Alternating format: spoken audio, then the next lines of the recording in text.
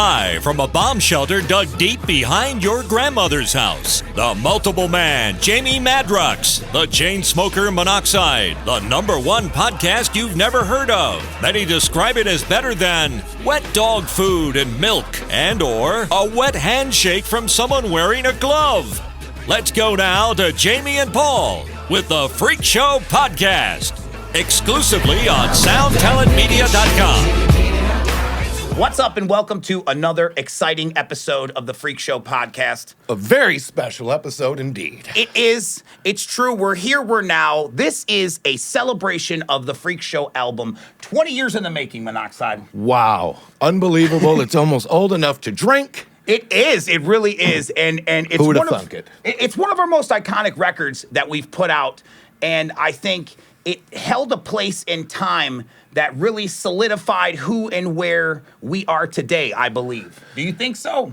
I believe it was our most experimental. Absolutely. We went into that studio and we turned it into a mad scientist laboratory, if you will, wrapped in aluminium with the right syllabuses on the right syllables. Yes. And then I had an abacus keeping track of all of the cool things you were doing. And we literally were onto something that we had no clue what we were onto. And very true. Here we are 20 years to the day. I can't believe it. And today's episode is all dedicated to Freak Show in some way, shape, or form. We've tried to infuse it with the utmost awesomeness that we possibly can to help you understand this celebration of Freak Show if you're new, if you're a new listener. Because let's be honest, Monoxide, we've done a lot of things since Freak Show. I mean, we've been a lot of places, we've seen a lot of faces. And anybody new who might be out there on the outskirts watching this right now might say to yourself, what is a Freak Show? I thought that was y'all's podcast name. Nope, it all comes from somewhere. It does. Freak Show is just the all-encompassing home of illusion. It is. House of insanity. Yes. And here we go, man. That's what we stepped into it with. And I don't think you can sum us up any better than a couple of freak shows. And what's awesome is just because we're going to have a lot of fun on this episode, we're actually going to go back and talk to the guy that was in the studio with us during the whole entire recording process of the record later on in the show. Fritz the Cat is here, ladies and gentlemen. And also, in the world of arts and graphics, a guy who actually, I started talking into the mic. I was over here. I was like, you can. I felt like I was talking to you or something. But nevertheless, if you are listening to us now on Spotify or one of just the audio-only versions, we hope that you're enjoying this as well, and we hope that you can just imagine us, at least me being very glossy and sweaty right now, and Monoxide just being cool as shit. He is smoking. He's not even sweating. He doesn't. I don't sweat. I had those glands removed when I was 19 because the girls didn't dig it. He's got a fucking point. But Gary Arnett is also here tonight, and we are going to talk to him. Yeah, hell yeah. And you might be like, Gary who? And I'm telling you, when you're done with these informations that we are going to bless your ears and eye holes with, I think you'll have a better understanding of just the passion that was put into this project and why it has such an important role in our legacy. Okay, cool. So without further ado, I think we should just start the show. What do you think? Let's get into it. Yeah, roll that clip. Matt Nips, I'm all day, every day. I want to go behind the scenes. I might bring you behind the scenes when they go live. Just check me out later. Woo. What's up? My name is Jamie Madrox, and welcome to my 5 favorite Freak Show songs. Now, compiling this list was not easy, no way, shape, or form. But I was given the task, and I shall execute the task. Number 5, Where It's Going Down. I dig the song. The reason that I like it the most, and it's starting off my list, is because it's the first time that we got to work with an actual platinum artist. 3 6 Mafia was huge at the time, still is huge today. Juicy J is synonymous. DJ Paul is out there doing his thing. People know about 3 6 Mafia, and ICP was asked to be on their track. They said you could have your homies on it. Then we said, hey, you want to be on our album? We happen to be recording a record at the same time. And they were like, man, hell yeah. And we were like, that's what's up. And because of that communication, we put a little bit of drive-by in the fold with ABK and Blaze, and it became an instant classic, in my opinion. Number 4, People Are Strange. Now, everybody knows that this song is from The Doors, and when Paul and I originally sat down to record this song, it was almost Riders of the Storm. Dare I say it, we wrote it down, and we were learning the lyrics, and Paul was like, stop! Hold the goddamn presses. He's like, man, listen to, let me talk to you. The lyrics to People Are Strange. And I heard it. And I stopped what I was doing, and I'm like, there was something that was felt between the two of us, and it was more than our love for the Doors. And the next thing you know was, People are strange when you're on number 3! To All the Angels with Broken Wings. A very, very important song near and dear to my heart, expressing the vibe and the feeling that no matter how flawed you are, you can still exist in this world today. And it's okay to be you. I promise you. That's my number 3 selection off of Freak Show. Number 2 has to be Fall Apart. This song is super duper important to me. I remember building it in the studio with Fritz and Paul, and we were in the disc Studio A upstairs, and just the vibe. We were doing it on our own. We felt that it was time to take the reins, leave the nest, flap the wings, and bring it together. And I gotta say that Fritz really elevated his game and took everything to a whole new level of production and was more like, well, let me show you this. 18 tracks later, Freak Show was born. So thank you, Fritz, for stepping up and kicking much A. Number 1. The number 1 selection from yours truly from the Freak Show catalog has got to be Mutant X. It is so important.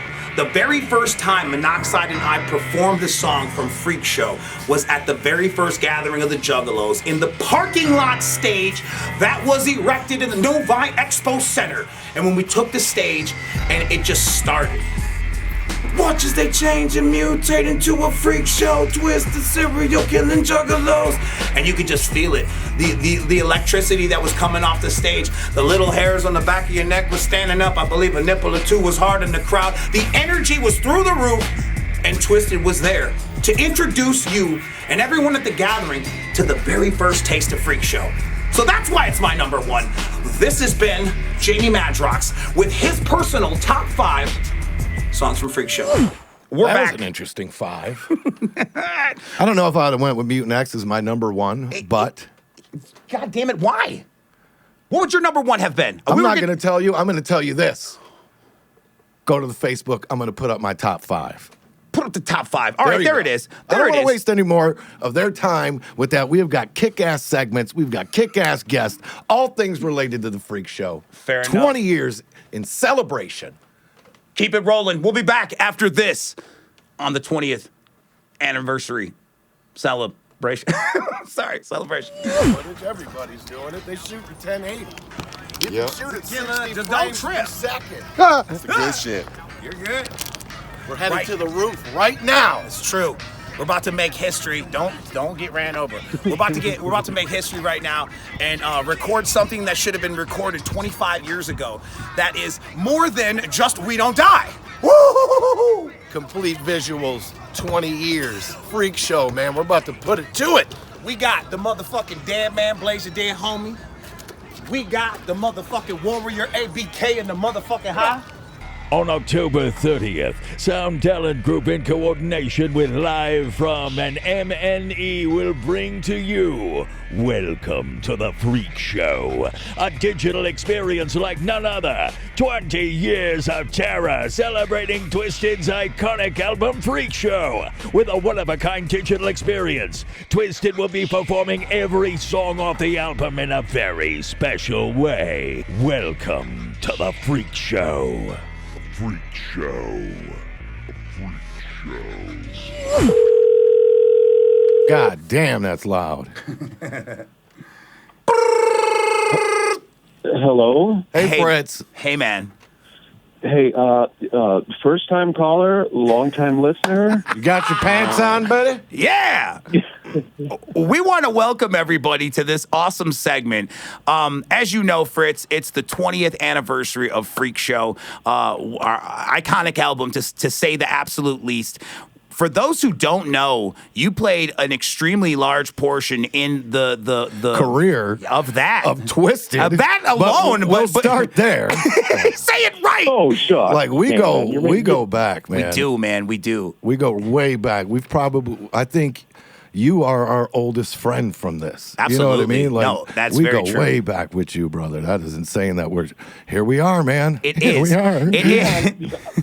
Well, I remember you guys when you would come in. When I remember Brian coming in with his 8-track cassette for House of Crazies, going in to work with Tom, to do some mastering or sound tooling or stuff like that. So I knew you from seeing you around there, but then it just kind of morphed into after Most Tasteless, and you're like, hey, man, you want to work together? Right. That's awesome. It was a nightmare in the beginning, Fritz. The engineers that we had, shouts out to the early engineers, but the first 2 hours would be them hooking up chords and plugging shit in and getting stuff. And next thing you know, you got 40 minutes left. And we came in, shit was already set up. You were like, what do you want to do? And we were like, whoa, that's awesome. So right off the bat, that resonated with us, dude. And for those of you who are just joining us and don't know, like, we're talking about the early days,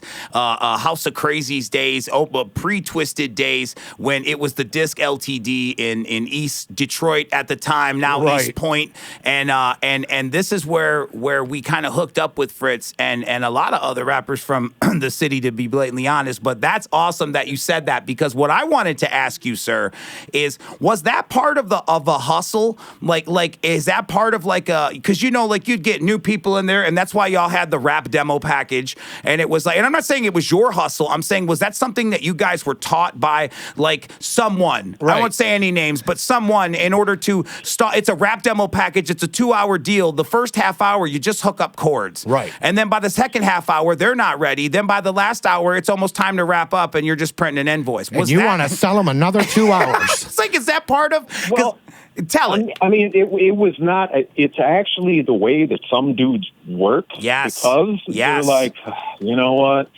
We'll drag this out. But it's like, they kept me busy. And I mean, because I was doing like 7 at night till 7 in the morning, and that was 6 days a week. So I just wanted to get people in, get the shit done. I want to drag shit out. Right. Because when people are trying to do 2 hours, if you're dicking around and don't get anything done, then they just don't book you again. Well, what I thought was interesting is that you set up yourself from the get-go as a professional dude, as a fair dude, as a dude that was like, and I wondered sometimes, and I'm asking you this right now on the air.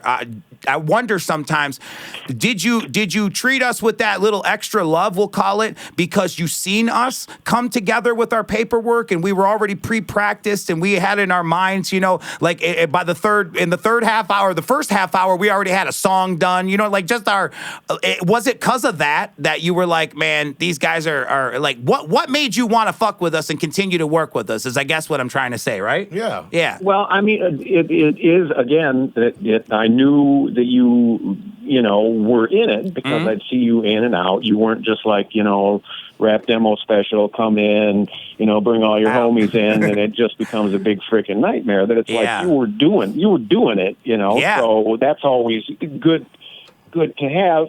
For sure. It absolutely helps to have your shit together, but also you were cool dudes, because like I had guys that would come in that were like straight up super gangster thug guys. But they were like, we don't know what the fuck we're doing. Can you help us? And I would, because, I mean, they were straight. That's right. They were cool.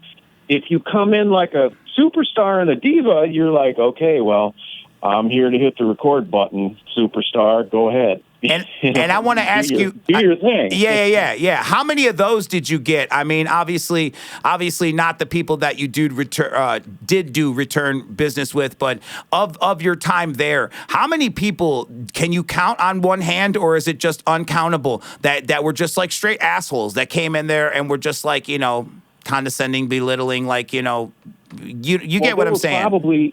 I would probably say that because for the most part, if you're paying good money to go into a studio, you don't want to waste your time, and you try to approach it professionally. Right. I would say there are probably like 5 or 6 groups or people that when I'd see them come up on the schedule, absolutely would.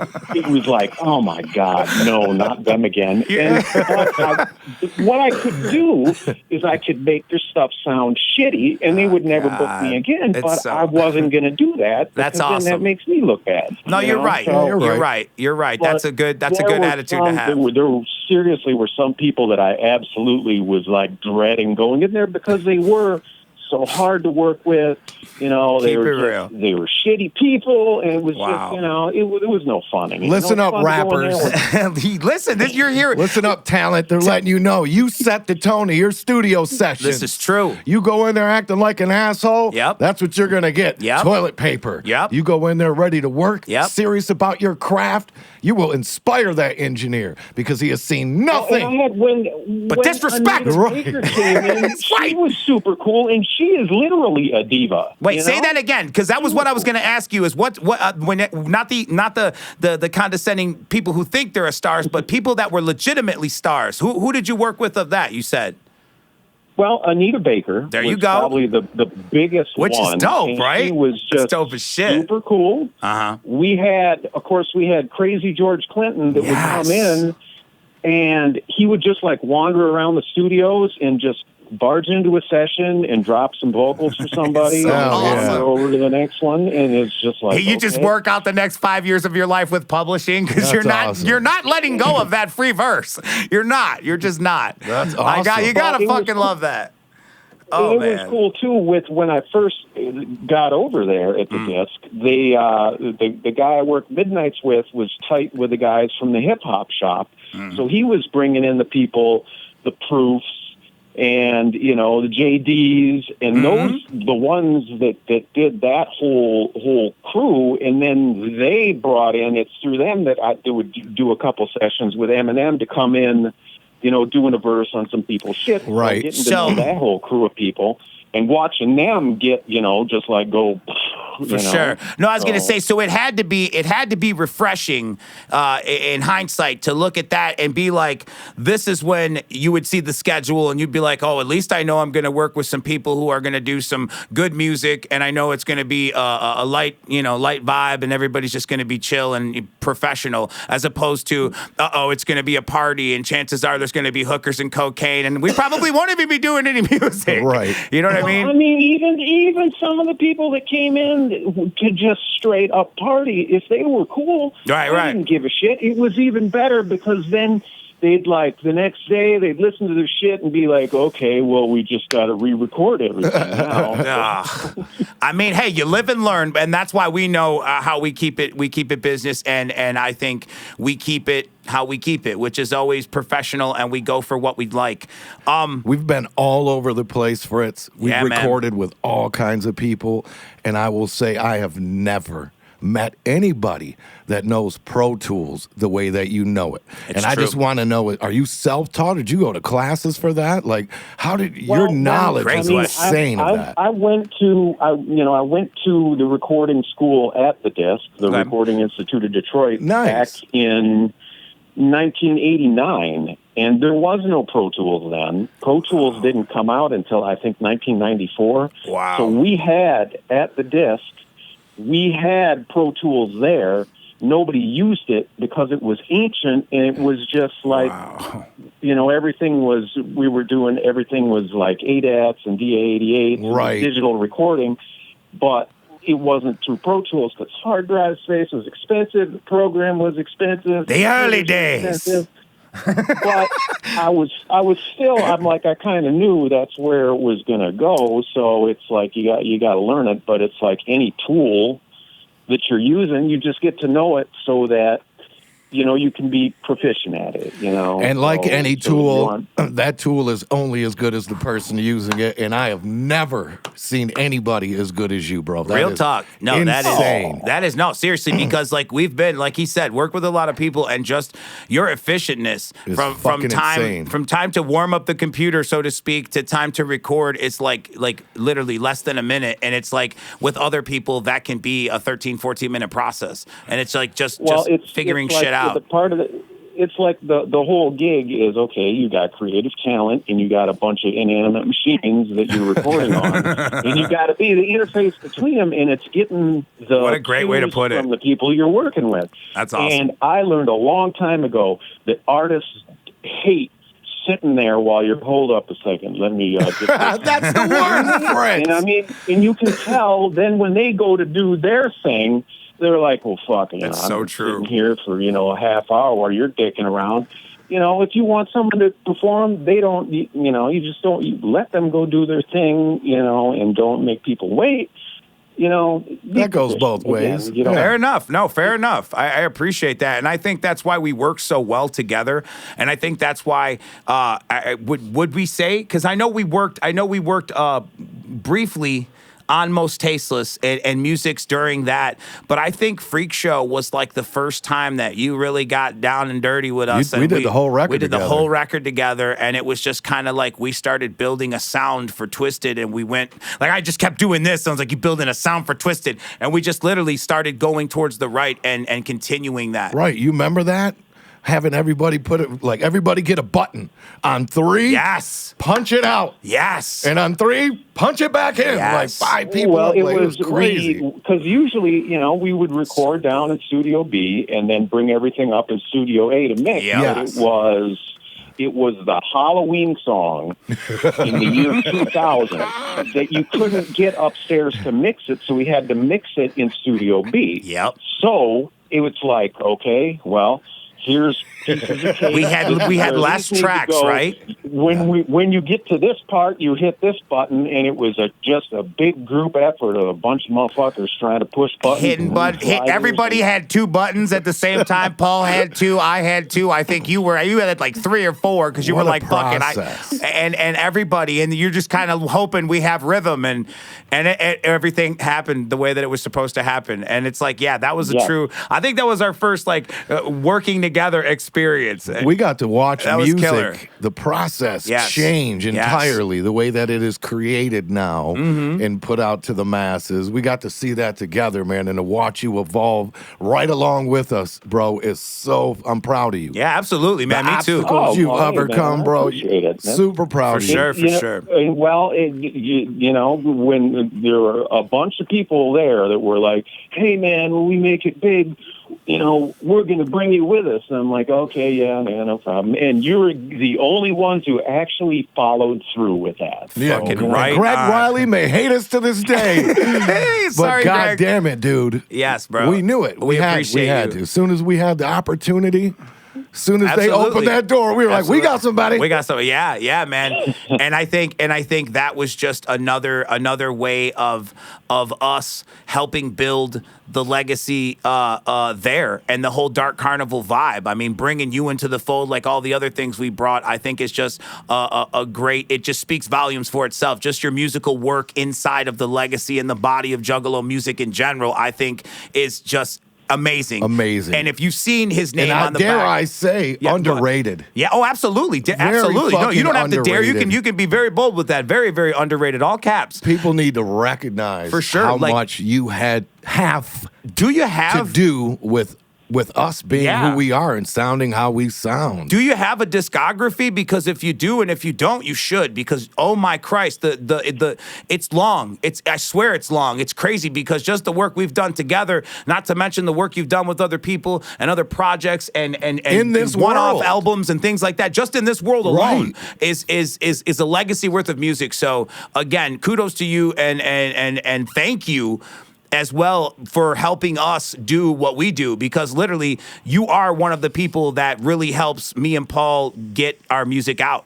like literally, like that makes that process that much more easier on me and him. For sure. You know what I mean? And I know we're supposed to be talking mainly about Freak Show, but I mean, I'll stay there. Evolves. I'll stay there. No, I'll stay there because there's another story inside of there. Even in Freak Show, like when we were doing Fall Apart, it was like, you know, and you're like, man, I'm like, man, we want to have this cool breakdown, and you're like, hold on, listen to this, and you pull out the bum, right, and we're like, where is this guy fucking from? And it showed to me, like, in that moment, it was like, dude, you're a team player, and you want us to look fresh because you know that it's all beneficial full circle. And I think that speaks volumes to who you are and you being a team player. And I just, again, we appreciate the shit out of you. We're flabbergasted. We really do, man, for real. That's how it is, bro. It really is. I was going to say, are you working on anything new? But I know you are, and I don't know what you can talk about. Right, yeah, that's the whole thing is that, you know, I'm constantly working on stuff, but then I got to go ask Mike and George. I'm like, okay, what can I talk about? The clearance, Instead sir. of what can I talk about? Because basically it's like, well, 90% is mum's the word, so there's a whole lot of posting pictures where you can't see titles of anything. It's just, hey, a secret mission I'm working on. And I think that's cool too as well, because I think it's like it always means that you are several steps or considerable jogs ahead in the timeline, which means that, well, people are just now enjoying the stuff being, you know, mixed and mastered and coming out of here. Well, we're already on the next page, and I think that's another testament of who we are and how and why this whole entire wheel keeps spinning for us. Absolutely. And for real, man, I promise you it could not happen without you. So we thank you so much. Fuck yeah, Fritz. Thank you. Yeah, man, for real. Thank you so much. Thank you guys, man. You guys have given me a great place to do what I do. You got an Instagram or something, Fritzy? Look, I want everybody to go and tell you thank you. Fucking Get on your goddamn digital knees and thank this man. What the fuck is happening? No, but absolutely though, we are gonna put it up on the screen right now. We want you to go by, give him a follow, and straight up, thanks, man. And say thanks, man, for real, because like legit, half of the catalog, if you are call yourself a juggalo, half of the catalog that you bump has this man's name on it, and that's real talk. So thank you. It's more. It's more. Is it more? I was being fair, just in case it was more. I'd rather be a little behind than too much. It's more. I Fair say enough. Fritz's has something to do with 70% of our fucking catalog. He has had his cat paws in mostly all of the cookie jars. Either mixing, engineering, making a beat, doing something. The man has been involved with this band from before it had pubis. And his skill set speaks for itself. And man, seriously, I can't say it enough. Thank you so much. Thank you for stopping by the show. Thank you for helping us craft Freak Show and make it the awesome record that it is. And do you have any parting words, any words of wisdom, anything that you'd like to bless the people listening or watching this up with? Yeah, just he was like, yeah, appreciate good music. Fuck yeah! All right, fair enough. That's what's up, man. He said as long as that shit is good, turn it up and play it loud. Absolutely. Thank you again, brother. We appreciate you. Thank you, Fritz. And we will be right back. Thank you, guys. Yeah, hell yeah, bro. Freak Show Podcast finna come back in a second. What he said. What's up? And we're back with another installment of Q&A with Twiztid. I'm Jamie Madrox. I'm being kicked random questions, and it's my job here to answer them. All these questions will be infused with Freak Show goodness, so without further ado, please do enjoy. So the first question is, what is your favorite moment or most memorable moment from the Freak Show era? In order to answer your question, we have to start at the top. Freak Show was the first time we ever had a professional set made, which was from a company called Strike. It costed like $200,000. We had a beautiful 20 by 10 backdrop painted like a very creepy off-scale haunted forest, and there was this big winged demon in the center of the stage about 10 feet tall, and the curtains would always open at the beginning in venues, obviously, that had that kind of theater vibe. But when the curtains would open, Paul and I would be standing with our backs to the crowd and just hearing people screaming. That vibe, that feeling, that was like the first time when you had your first, that was my first kiss. That was the first time that the curtains had opened and the crowd was there to see us. We weren't just opening for somebody, we were actually headlining, and it was a big deal, and I think that's amazing. So that's your answer. I hope I answered your motherfucking question. Don't be asking no more questions. You only get one. Get the fuck up out of here. Man, Go ahead, say a prayer. Say a little You prayer. looking at me again?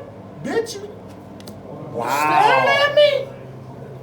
No respect My for the bad. dead. Damn. I'm gonna say a little prayer for him. That's bullshit. I'ma fuck you up. What the fuck is wrong with you, man? You got our motherfucking show money? some respect for the dead, fool. You got our motherfucking money? You got motherfucking money? I'll shoot your ass again. What's up? My name is Jamie Madrox, and welcome back to The Market Report. On this episode of the Freak Show Podcast, The Market Report is going to feature questions from you, the viewers and listeners out there who watch the pod. Like this first one from Dave in Windsor. Dave in Windsor asks, can you explain the difference in the labels at the top of graded comic books? It's a pretty good question, Dave. And you know what? I'm going to try to explain it. Today, we're going to focus on CGC just because I feel that'll be a little more one thing at a time. You got it, Dave? Listen up. Okay, we're going to start with first, the blue label. Okay, this is the universal grade. This means that every comic that has this label is authentic and good to go. Then we can talk about the yellow label. The yellow label is verified that CGC has witnessed the autograph and bears an authenticity that the signature is in fact witnessed by them on the book, giving it the yellow label of authenticity. Next, the green label. The green label means qualified. That means that the book is authentic, but something is missing from it. For example, Amazing Spider-Man 238. You have it, it's the first appearance of Hobgoblin, but it's missing the tattoos. It will receive a green label because it's a real comic, but missing something inside of it. Same thing with Hulk 181. Maybe someone clipped out the value stamp. You gotta keep a watchful eye. That would also get a green label. Authentic, but missing some part of its greater whole. And lastly, the purple label. The purple label is for restoration. That means that the book is authentic, but things have happened to it. Maybe a staple was replaced, pages were trimmed, removed, color added. It all depends. Every bit of that will be listed at the top of the label, giving you, the buyer, a better understanding of what restoration was done to that specific comic book. So there you go, Dave in Windsor. Take the information and hopefully it helps you. Our next viewer, listener, question comes all the way from Denver, Colorado, via Kathy. Kathy wants to know, she says she understands that vintage toys in boxes and packages are valuable, but she wants to know, is it possible for them to still be valuable without the packages? Kathy, I'm glad you asked because I'm here to explain it to you. Absolutely. But what you need to do is have a watchful eye. You need to make sure that you're looking at the toys because so many toy brands over time, like G.I. Joe and He-Man and Transformers, have taken on commemorative issues, reissues, and things of that nature. So make sure that if you have a vintage toy that does have stampings from the 80s or early 90s or what have you, that you know you have an official toy. Step 2 is making sure that the toy is complete. You obviously will get more money for He-Man if he has his sword and his shield and all the other accessories. And if they have file cards and comic books, that's just more sprinkles on your already awesome Sunday. There you go, Kathy. Keep your eye out at the garage sales and make sure they have the weapons.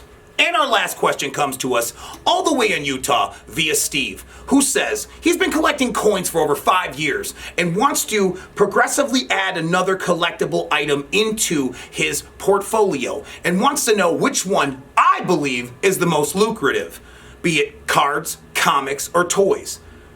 Well, Steve, I'm glad you asked that, and I am not by any way, shape, means, or form an expert, but I do have an opinion and an asshole, and I'm about to tell you my opinion. First of all, toys is kind of a finicky market. It will always be a market for it, but it's not as prevalent as the comic book and card communities. Both of those are super duper hot right now, and a lot of money is transacting. We have up and coming rookie cards and new appearances and people speculating on books. So again, make sure that you immerse yourself in all the knowledge on whatever the hell you're gonna buy, be it cards, comics, toys, coins. I'm sure you know, Steve, you collect coins. You know how important grading and authenticity is to a coin and how a grade of a bump of a number, a 0.5 or a 10 or a gem mint can completely blow the hemisphere out of a price value. So keep that knowledge that you already have with coins and apply it to whatever the hell you collect, and make sure that you love what you collect and collect what you love. My name is Jamie Madrox. Thank you so much for checking out the market report. And now over to my brother, Paul. What up, y'all? Welcome to What's in the Box. Today, it showed up. I don't know why it showed up, but it did. Our great friends from Trick or Treat Studios sent me something amazing. We're not sure what's in it, but we're gonna find out together. And no better place to do it than the Freak Show Podcast. Where is it? All right. Trusty blade. Let's go. Now, these guys got all kinds. They send us all kinds of stuff. I want to say we're a little spoiled, but who am I to talk? I think it's funner to just say sometimes it kicks ass to be twisted. That's what I think. Anyway, so when this showed up, I didn't know what to expect because it's huge. Cutting.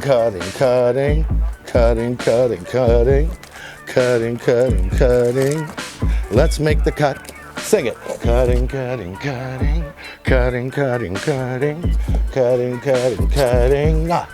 Let's make the cut.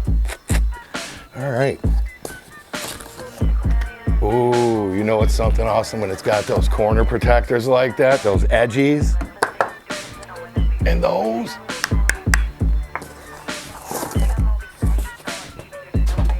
Hell no. You gotta be.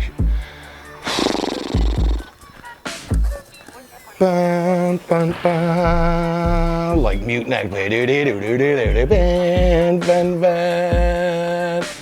It's Annabelle. Oh my Lord Almighty. Get off of her. Get off of her.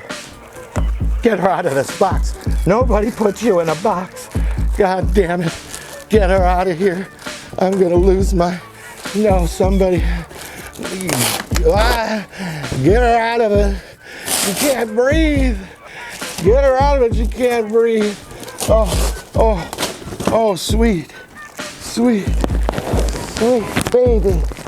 Oh, my sweet. You are home. Holy shite. Look at this thing. Wow. I hope you're getting a good shot of that. That looks good. There it is. No glares or nothing. Wow.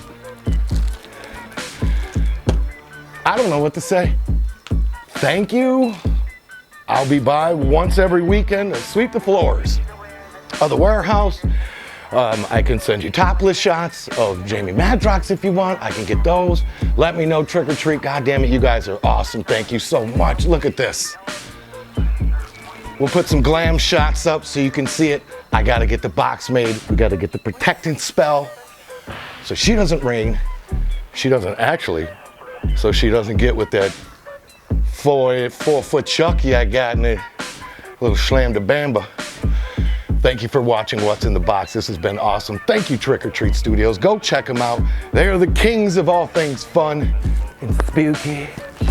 Thanks again.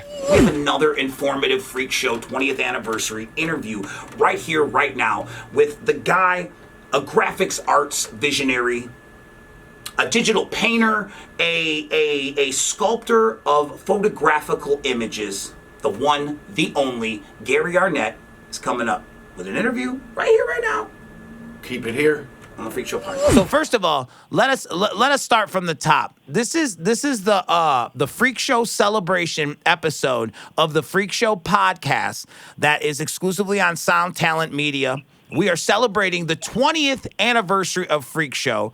And we are on the phone now with the one and only Gary Arnett. Gary, can you explain? I kind of want to lay some groundwork for who you are and what you do. Can you kind of touch on what exactly did you do with and for Psychopathic back in the days? Like, can lay it out for us. First off, let me say thank you for calling. Yes. It's a pleasure to be here. That's awesome. Fuck yeah. I'm trying to even think. Well, in between Ringmaster and Riddlebox, I met I met the clowns. I met up through Psychopathic, through some odd circumstances. Okay. And I was going to actually, it came about with me helping them with making some merchandise. Okay. And they said, hey, can you help us? I did. I said, I need artwork. They brought some artwork over, which were cassette covers, just cassette covers. Wow. And they said, this is all we have. And by the way, what do you do here? And I said, I do artwork. And they're like, could you make cassettes for us? And I'm like, wow. That whole shelf over there is full of CDs and cassettes. Yeah. Wow. That's what I do. And I did a promo single, I think, for the Riddle Box. I can't the Joker's Gallery. I can't even remember what it was called. No, that sounds right.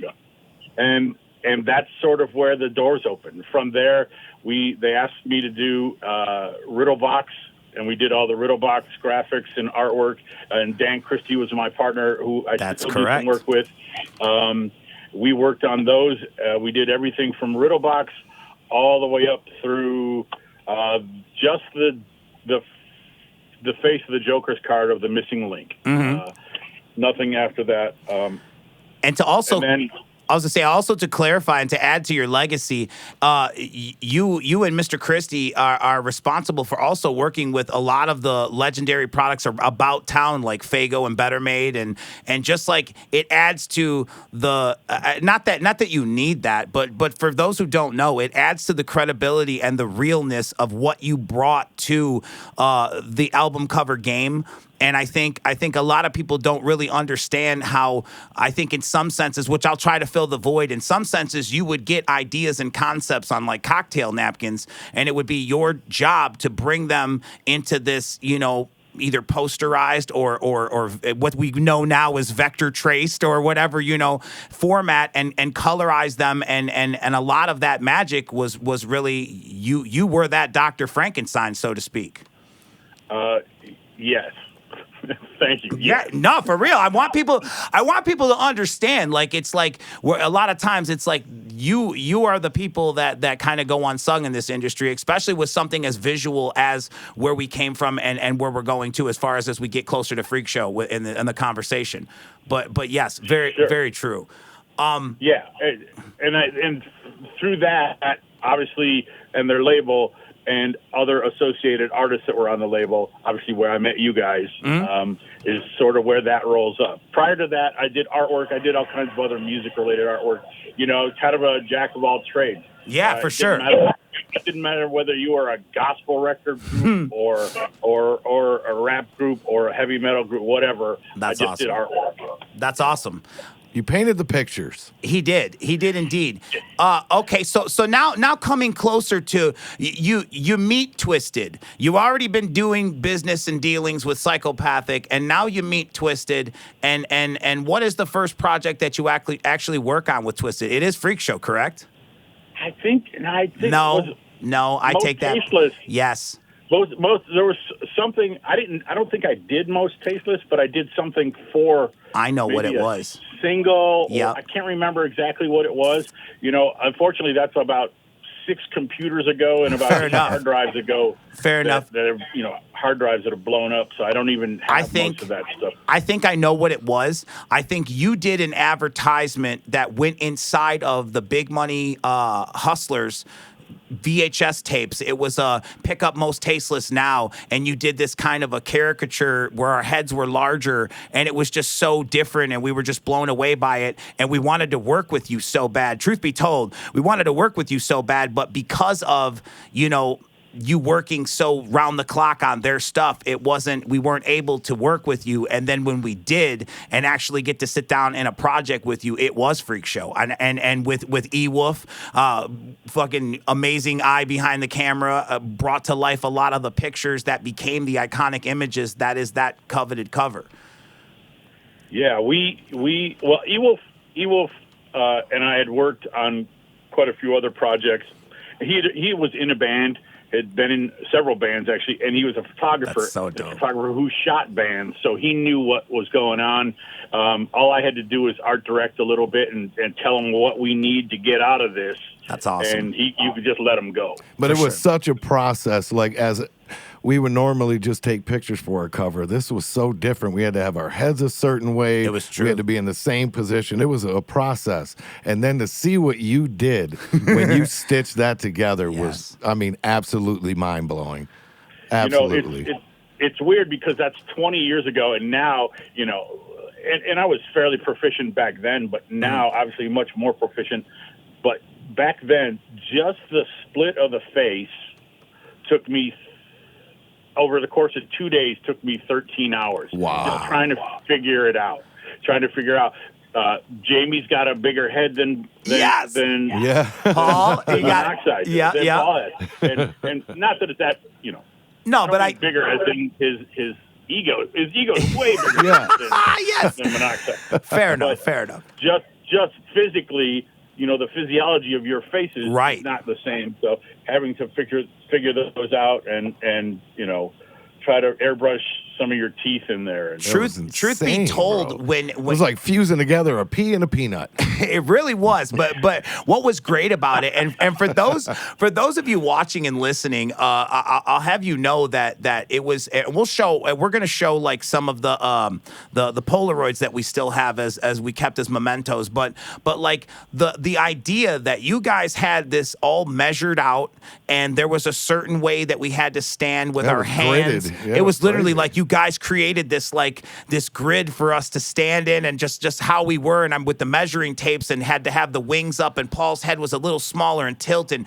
It was just so methodic that for what it was worth, if you didn't know what the fuck you were doing, we hook, line, and sinker. We were like, we've never been pampered like this in our lives. This is going to be amazing. And like, sure enough, I mean, the end game, the product that was culminated from all of that awesomeness is what we love. It set a standard for us. It really did. You know what I mean? Where it was like did. everything is off of that now. It's like, okay, how do we top that? How do we compete with that? What do we do next? But one of the greatest, dude. Absolutely. You nailed it. Absolutely. We could go on other episodes. Well, if you're willing to talk with us again, we'll talk about other records. I just want to stay with Freak Show because this is the premise of the show. But knowing as well, I think during that you taught us. I'll personally say that you taught us a lot about less is more. And focusing on details that like are kind of like people don't notice. Like knowing, I was told in passing that you told George that you found the screw bracket that's in our forehead. You just found that laying around somewhere, and you took out your camera at the time, because I don't believe it was cell phones, but you took outside and you shot it, and you manipulated it to turn it just so, and it's like, nobody knows that shit, and that's fucking cool. And I want the world to know that, because I don't want it to go unsung. We are celebrating the record and how it became. And right, this is like movies before CGI. Like, you had to pull it off. For real. That 13-hour job, how long would it take you now to do that? Yeah, seriously. Today, in today's time with everything turnaround, that what you would got. the 13 hours be today? Who's paying for it? Yes. Yeah, that's what I want to hear. No, it's, you know, now probably, you know, realistically 3 hours. Yeah, you know, right. It's computers. I mean, those. So you got to remember, when we shot those photos, we weren't just shooting that photo. We shot a bunch of other stuff too. Absolutely. In case that didn't work. And it, you know, we didn't know that, though. We didn't know that. We just thought we were shooting, you know, publicity, headshots, and a little bit of everything. But now knowing that, like, that's awesome that you were that mindful that you already had a plan B and a C, which is great.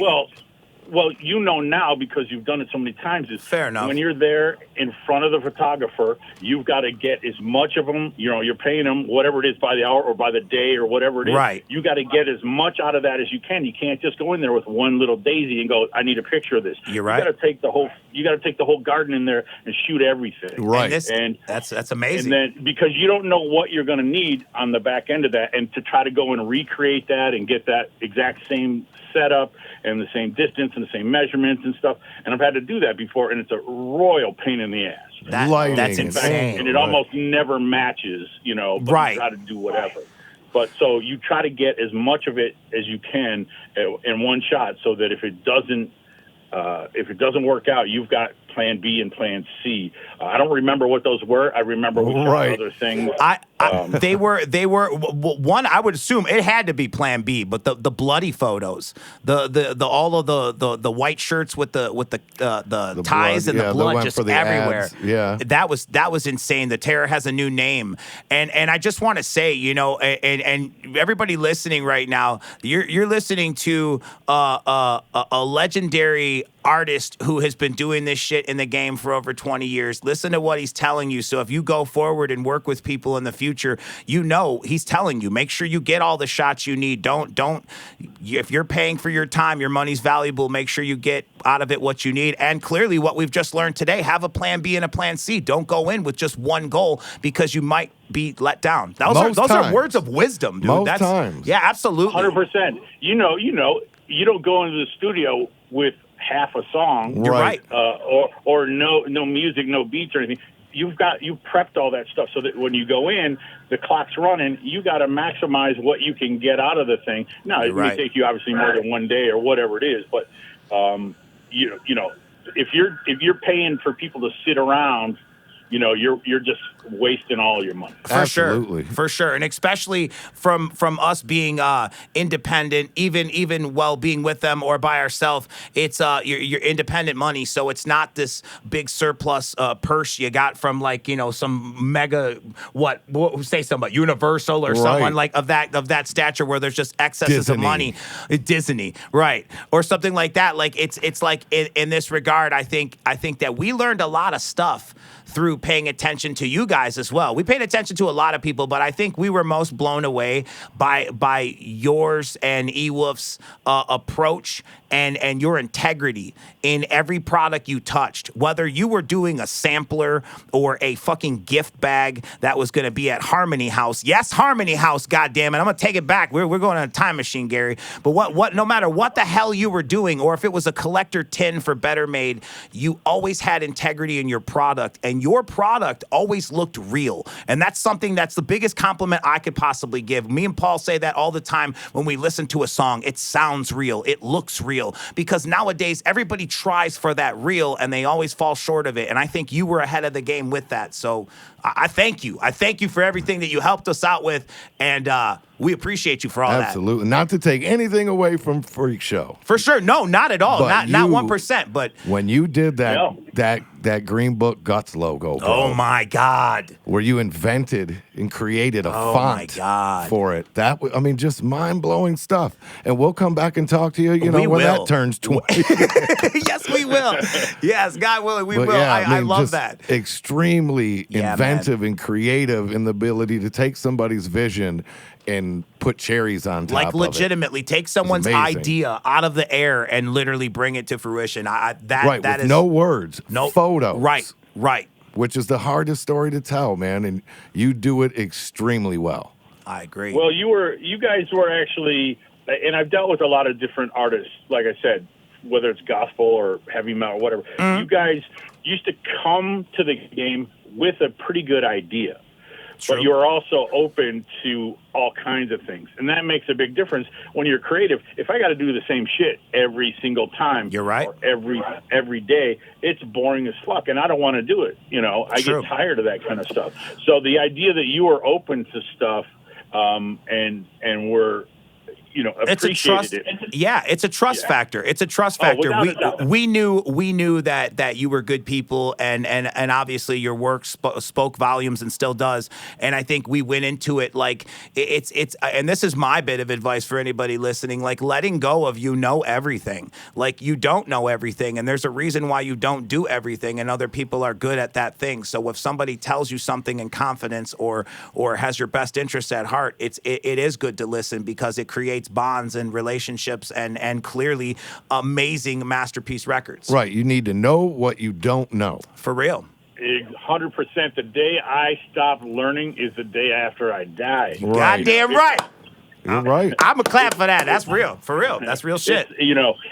Every day I want to know everything. I go to print shops and I want to can I come in the back? I want to see what you guys do. I wanted to see what you guys do back there. That's I want to awesome. see what kind of equipment you have. Part of it is just my interest in it, but also so that I understand what you're doing, and so that I don't, fuck up a job. Sending you the artwork the wrong way or the wrong kind of job. Right. Now, we delayed it by whatever. The better workings of what you're about to work with, and again, I think that speaks volumes. Just to know that you still have the love and the passion for what you do, to where you want to learn, you want to know the new trends and the processes of it's like things. music, photography, It and really graphics is like music. It's constantly evolving, constantly going somewhere else. And the minute you don't pay attention, you're lost. Exactly. It's a passion. It's a passion. And I love, and it makes me feel great to my core to know that you still have that passion in you.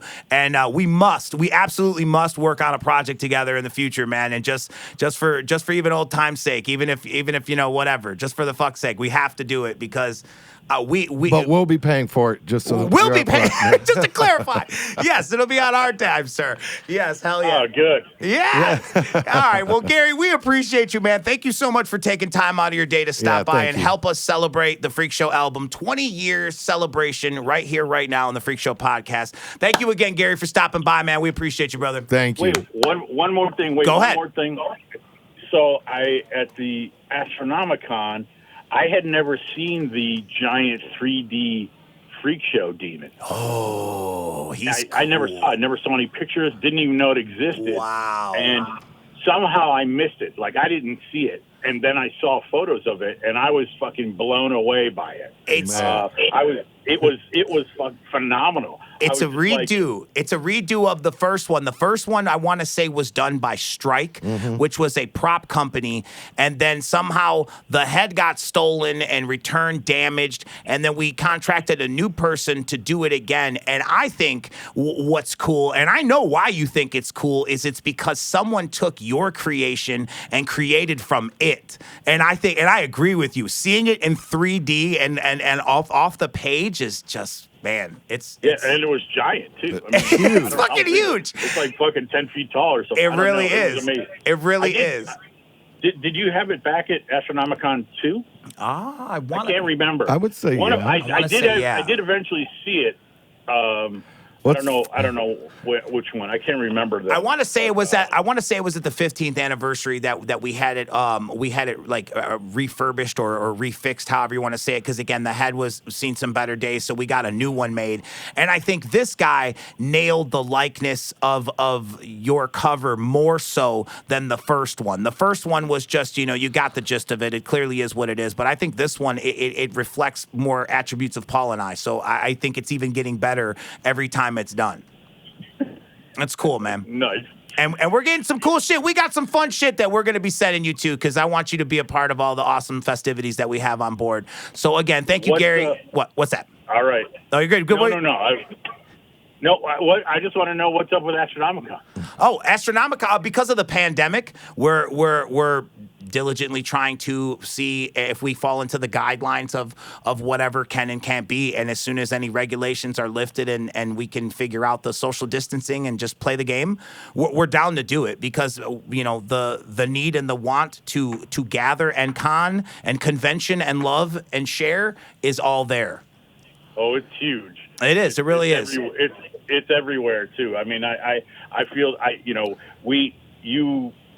your fans don't really know, but I also do an event the same time of the year with you, yes. with as you and the Dirty Show, and we have the same kind of issue, which I would normally right now be working on, but I'm not, because we don't know. It's right, for sure. Right, it really is. Which kind of leaves everyone to this, kind of humdrum type of vibe. So that's why it's really important that we keep it going and we keep it energetic and we keep, everybody with new entertainment or stuff to listen to and look at and have fun with. So, I mean, I'm sure like you and like us, where there's a will, there's a way. We'll keep doing what we got to do until we can get back to where we need to be. Absolutely. Awesome. Oh, I love it. I got to tell you, I think it's great. I think it's a great I think it's a great avenue for you guys. It fits you guys really well. That's awesome, man. And I'm not just blowing smoke. I appreciate that. We've been fanboys forever, man. So it's only fitting that we try to find something that would help other people celebrate the same shit that we like. So I agree with you wholeheartedly,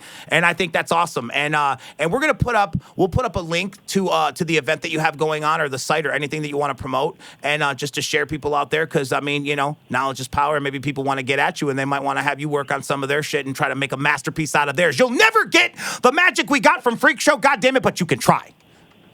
There you go. There it is, man. Thanks again, Gary. We appreciate you, brother. Thank you, Gary. All right, bye. See you, Paul. Wait, I thought this was win a date with Jamie. What the fuck? You better not. No, it's not. God damn it. Thanks, Gary. We'll talk to you later. All right, man.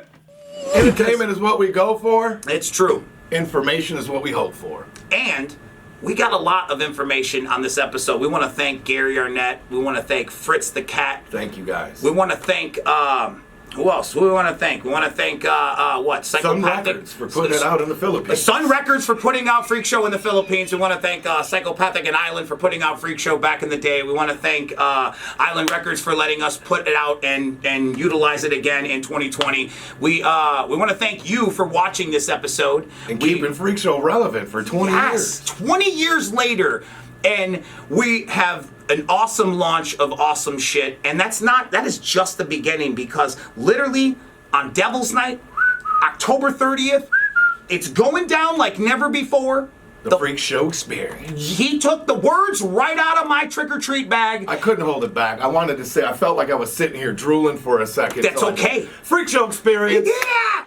And you know what? And it's a good thing, because what an amazing experience it is. And I'm not going to sit here and tell any more secrets about it. I don't want you to, you know what? We are going to let the commercial spot play. We're going to roll the credits. And on that note, my name is Jamie. My name is the MONOXIDEE.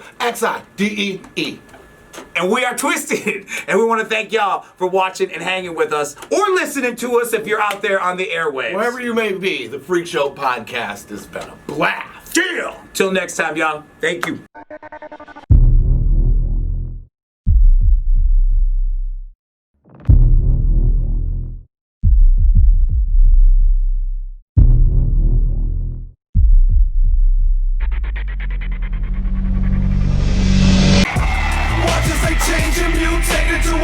Twiztid serial killer juggalos. Watch as they change and mutate into a freak show. Twiztid serial killer juggalos.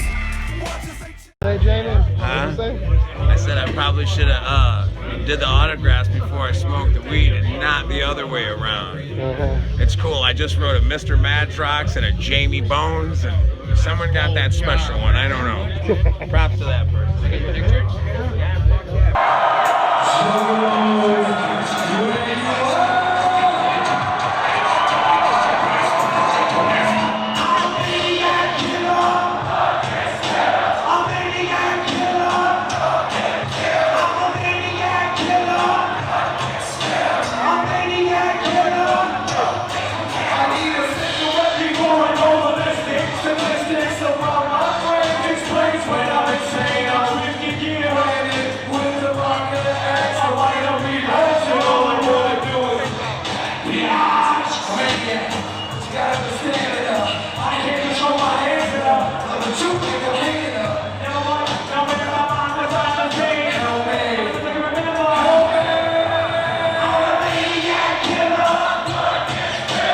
See me on the streets, bitch.